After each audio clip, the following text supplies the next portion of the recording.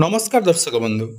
मु प्रदीप आपण मानक स्वागत करुच्ची आज आउ एक नुआ भिडियो तो आपण मानक पई गोटे बहुत बड़ इंपोर्टाट अपडेट जोटा कि जदि आपण मानकर पूर्वपुरुषों नाम जो जमीटी रही आपण माने निज नाम परिवर्तन करने चाहते जोटा कि उत्तराधिकारी हिसाब से जो माने योग्य हिताधिकारी रही उत्तराधिकारी रही से माने केमिति निजर पूर्वपुरुषों जमी को निज नाम परिवर्तन करें एने आपण माने बहुत थर जाकि चेष्टा करेंगे और आपण माने यानी आरआई ऑफिस हो तहसील ऑफिस को बारंबार गला परे मध्य जदि आपण मानकर यह समस्यार समाधान हो पार नहीं ताले वर्तमान राज्य सरकार तरफ आपण मानक पई गोटे बहुत बड़ खुशीर खबर आसिया जाइछि जोटा कि राज्य सरकार तरफ घोषणा करा जाइछि जे जो माने योग्य उत्तराधिकारी रही पूर्वपुरुषों नाम जमी को वर्तमान से सुविधार निज नाम को ट्रांसफर करें एने जहाँकि सरकार केमिति सुविधार समस्ते पाइपारे ता नहीं समस्त आरआई तहसीलदार को एने नोटिस करिसेंती ता सहित जनसाधारण मानक पई गोटे इंपोर्टाट अपडेट आसी जोटा कि आपण मानक निहाती परवर्ती समय जो असुविधाटी होउतला नाम परिवर्तन रे ताहा वर्तमान आपण माने सुविधारे करें तो कौन रही से अपडेट आसतु आज भिडियो से विषय संपूर्ण डिटेल्स जानिबा ता पूर्व जदि चैनल को प्रथम थर विजिट करछंती वीडियो को लाइक करेंगे चैनल को सब्सक्राइब करने सहित पाखरे थिबा बेल आइकन को क्लिक करी ऑल ले सेट करदेवे तो सर्वप्रथम देखंतु आपण मानकर जदि आमे देखिबा ओडिसा रे वर्तमान सुधा हमरो 80 रु 60 रु 80% लोक रहिचंती जो मानकर कि विशेषकर ग्रामांचल रे जो माने रहिचंती तांकर पूर्वपुरुषों नाम जो जमीटी रही जाइछि अर्थात आपण मानकर जेजेबापांको नाम रे हो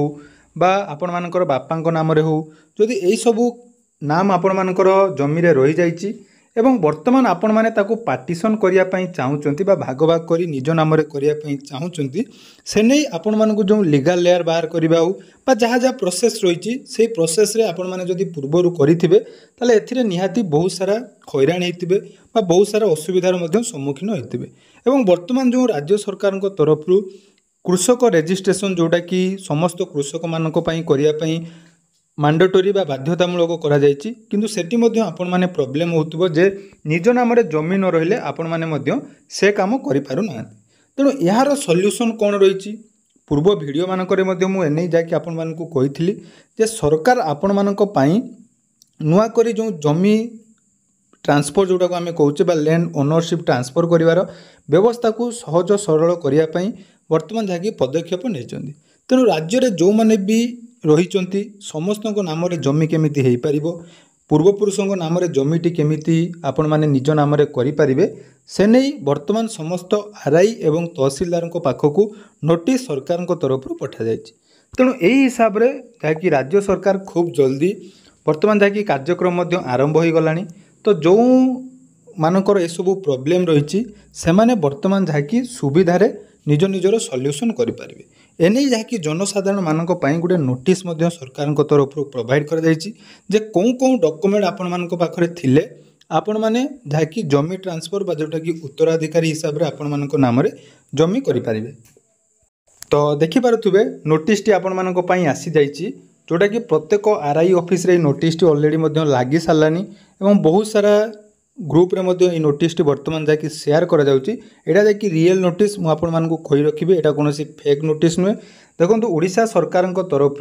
एत द्वारा समस्त जनसाधारण मानकु जणाई दिया जाउची कि राज्य सरकार चिट्ठी नंबर 6500 RNDM जोटा कि रही revenue and digester management department तरफ 18/2/2025 रिख घोषणा मुताबक मृत व्यक्ति नाम रेकर्ड बा पट्टा जो गुड़िक थिला सेगुड़िक वर्तमान न रही उत्तराधिकारी मानक नाम रेकर्ड संशोधन करा जोटा कि क्लीयरली मेंशन करा जायछि पूर्वर मध्य मु कहिथिली जे वर्तमान राज्य सरकार तरफ जो माने मृत रही तांको नाम जो जमी पट्टा रही ताको वर्तमान जहाँकि चेंज करा जाई उत्तराधिकारी मानक नाम संशोधन करा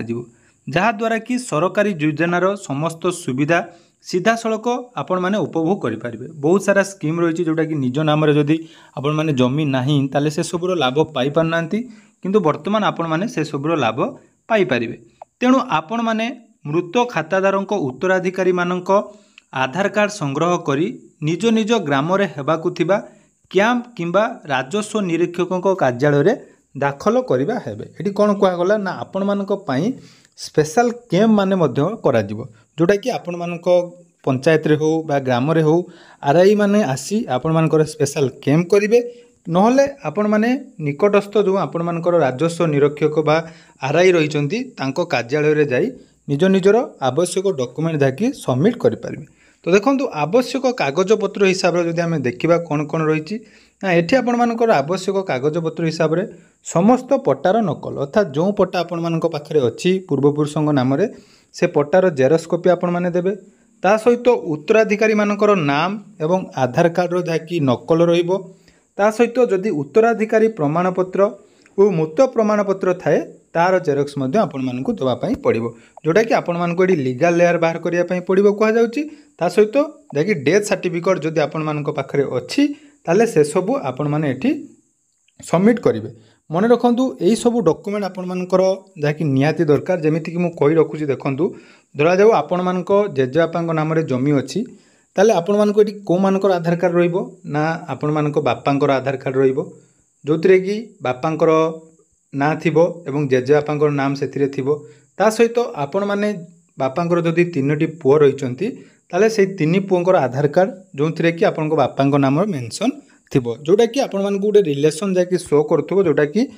ଆପଣମାନେ ତାହାର କନଫର୍ମ ହେଇପାରିବେ। ଏବେ ପ୍ରଶ୍ନ ଉଠୁଛି ଯେ ଆପଣମାନେ କେମିତି ଏଇଟା କରିବେ। ଆପଣମାନଙ୍କୁ ପୂର୍ବ ଭିଡ଼ିଓମାନଙ୍କ ମଧ୍ୟ କମେଣ୍ଟ ଥିଲା ଯେ ଏଇଟା ଅଲରେଡ଼ି ଷ୍ଟାର୍ଟ ହେଲା କି ନାହିଁ। ଦେଖନ୍ତୁ ବର୍ତ୍ତମାନ ସୁଦ୍ଧା କୌଣସି କ୍ୟାମ୍ପ ମଧ୍ୟ ଷ୍ଟାର୍ଟ ହେଇନାହିଁ, କେବଳ ସରକାରଙ୍କ ତରଫରୁ ଏହି ନୋଟିସଟି ଦିଆଯାଉଛି। ଖୁବ୍ ଜଲ୍ଦି ଆପଣମାନଙ୍କ ପାଇଁ ଏଇଟା ସୁବିଧା ହେବ। ନହେଲେ ଆପଣମାନେ ଯାଇ ନିଜର ଆର୍ଆଇଙ୍କ ସହିତ ଯୋଗାଯୋଗ କରନ୍ତୁ। ସବୁବେଳେ ଚେଷ୍ଟା କରନ୍ତୁ କେମିତି ଆପଣମାନେ ଏହି ସୁବିଧାଟି ପାଇପାରିବେ, କାରଣ ଏହିସବୁ କାମ ଯଦି ବର୍ତ୍ତମାନ ଆପଣମାନେ କରିଦେବେ ତାହେଲେ ପରବର୍ତ୍ତୀ ସମୟରେ ଆପଣମାନଙ୍କର ପରବର୍ତ୍ତୀ ପିଢ଼ି ମଧ୍ୟ ଏହାର ଅସୁବିଧା ଯେମିତି ଭୋଗିବେ ନାହିଁ। ବୁଝିପାରୁଥିବେ ମୁଁ ଯେଉଁଟା ଆପଣମାନଙ୍କୁ କହିବା ପାଇଁ ଚାହୁଁଛି। ସମସ୍ତେ ଚାହିଁଥାନ୍ତି ଯେ ନିଜ ନାମରେ ନିଜ ଜମିକୁ କେମିତି ଟ୍ରାନ୍ସଫର କରିବେ, ତେଣୁ ସରକାରଙ୍କ ତରଫରୁ ଗୋଟେ ଭଲ ପଦକ୍ଷେପ ନିଆଯାଇଛି। ତ ସେହି ଅନୁସାରେ ଆପଣମାନଙ୍କର ଯାହାକି ଯଦି କାର୍ଯ୍ୟ ଠିକ୍ ଭାବରେ ହୁଏ ତାହେଲେ ଆପଣମାନେ ଏଠି ଯାହାକି ସମସ୍ତେ ସୁବିଧା ପାଇପାରିବେ। ଏହା ସହିତ ଯେଉଁମାନଙ୍କ ପାଖରେ ପ୍ରଶ୍ନ ରହୁଥିଲା ଯେ ଯଦି ଆପଣମାନଙ୍କର ଝିଅମାନେ ରହୁଛନ୍ତି, ଅର୍ଥାତ୍ ଗୋଟିଏ ବାପାଙ୍କର 2ଟା ଝିଅ 2ଟି ପୁଅ ଅଛନ୍ତି, ତାହେଲେ ସେ କ୍ଷେତ୍ରରେ ଝିଅମାନଙ୍କୁ ଏଠି କ'ଣ ମିଳିବ। ଦେଖନ୍ତୁ ସରକାର ମଧ୍ୟ ଏନେଇ ପୁରା କ୍ଲିଅର କହିଛନ୍ତି ଯେ ମହିଳାମାନଙ୍କୁ ମଧ୍ୟ ଏଠି ସୁଯୋଗ ଦିଆଯିବ। ଯଦି ଝିଅମାନେ ଚାହିଁବେ ତାହେଲେ ତାଙ୍କୁ ମଧ୍ୟ ଜମିର ଯେଉଁଟାକି ଭାଗ ହିସାବରେ ସେମାନେ ମଧ୍ୟ ଉତ୍ତରାଧିକାରୀ ହିସାବରେ ସେଠି ମଧ୍ୟ ଆପଣମାନଙ୍କର ଯାହାକି